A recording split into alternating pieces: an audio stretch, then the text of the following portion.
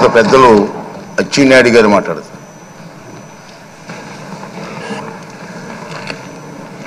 అధ్యక్ష, 16వ శాసనసభకి శాసనసభాపతిగా, అందులో మా ఉత్తరాంధ్ర జిల్లాల నుంచి 5వ శాసనసభాపతిగా ఎన్నికైనందుకు తెలుగు ప్రజల తరపున, ముఖ్యంగా ఉత్తరాంధ్ర ప్రజల తరపున, తెలుగుదేశం పార్టీ తరపున హృదయపూర్వకంగా మీకు అభినందనలు తెలియజేస్తున్నాను. స్వాతంత్రం వచ్చిన తర్వాత 37 సంవత్సరాలు కొన్ని వర్గాలకే పరిపాలన పరిమితమైనటువంటి సందర్భంలో 1982వ సంవత్సరంలో విశ్వవిఖ్యాత నట సార్వభౌములు నందమూరి తారక రామారావు గారు తెలుగుదేశం పార్టీ స్థాపించారు. స్థాపించిన రోజే ఈ పార్టీ బడుగు బలహీన వర్గాల పార్టీ, అందులో బలహీన వర్గాల పునాదులపైన పుట్టిన పార్టీ అని చెప్పి ప్రకటించడమే కాకుండా డే 1 నుంచి బలహీన వర్గాలకి ఆ అవకాశాన్ని ఇచ్చిన విషయం ఒక్కసారి గుర్తు చేస్తున్నాను. అందులో భాగంగానే బలహీన వర్గాలకు చెందినటువంటి అయ్యన్న పాత్రుడు గారు అతి చిన్న వయసులోనే శాసనసభకి అవకాశం ఇచ్చినటువంటి నాయకుడు ఎన్టీ రామారావు గారు తెలుగుదేశం పార్టీ అని చెప్పి బలహీన వర్గాల వ్యక్తిగా గర్వంగా చెప్పదలుచుకున్నాను.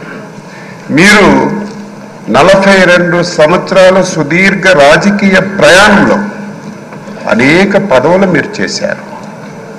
కానీ ఒక్కరోజు కూడా ఆ రోజు ఎన్టీ రామారావు గారి మాట కానీ, ఈరోజు చంద్రబాబు నాయుడు గారి మాట కానీ జవదాటకుండా పార్టీ ఏ ఆదేశాలు ఇచ్చినా, పార్టీ ఏ అవకాశం ఇచ్చినా దానిని సద్వినియోగం చేసుకొని మీరు పాలన అందించారు తప్ప ఇంకొకటి లేదు అని చెప్పి మీకు తెలియజేస్తున్నాను. 7 సార్లు ఎమ్మెల్యేగా గెలిచారు, 4 సార్లు మంత్రిగా చేశారు. అందులో ఇంకొక విషయాన్ని శాసనసభకు చెప్పాలి. పార్టీ ఆదేశం ప్రతి ఒక్కరికి శిరస వహించాలనేది నా అభిప్రాయం. 1996లో నాకు బాగా గుర్తు, అప్పుడే నేను ఇంకా ఎమ్మెల్యే కాలేదు. మన నాయకుడు చంద్రబాబు నాయుడు గారు ముఖ్యమంత్రిగా బాధ్యతలు స్వీకరించిన తర్వాత మొట్టమొదటిసారి పార్లమెంట్కి ఎన్నికలు వచ్చాయి. ఆ సమయంలో తమరు మంత్రిగా ఉన్నారు. ఆ రోజు అధ్యక్షులుగా, ముఖ్యమంత్రిగా చాలామంది మంత్రులకి మీరు ఎంపీలుగా పోటీ చేయండి అని రిక్వెస్ట్ చేస్తే చాలామంది దాన్ని ఒప్పుకోలేదు, మంత్రి పదవి వదిలి వెళ్ళడానికి.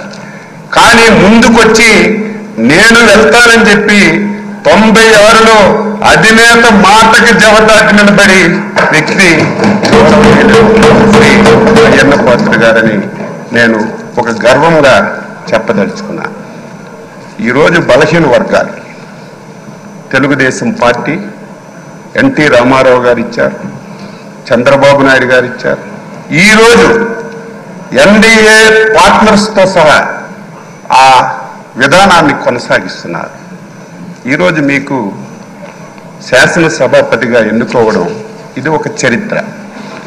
ఈరోజు నిన్నటి వరకు ఓట్ల గురించి, రాజకీయం గురించి, నా ఎస్సీలు, నా బీసీలు, నా మైనారిటీలు అని ఓకదంపుడు ఉపన్యాసాలు ఇచ్చినటువంటి కొన్ని పార్టీలు, కొంతమంది వ్యక్తులు ఆ పార్టీ పేరు చెప్తే మనకే నష్టం, ఆ వ్యక్తుల పేర్లు చెప్తే మనకే నష్టం.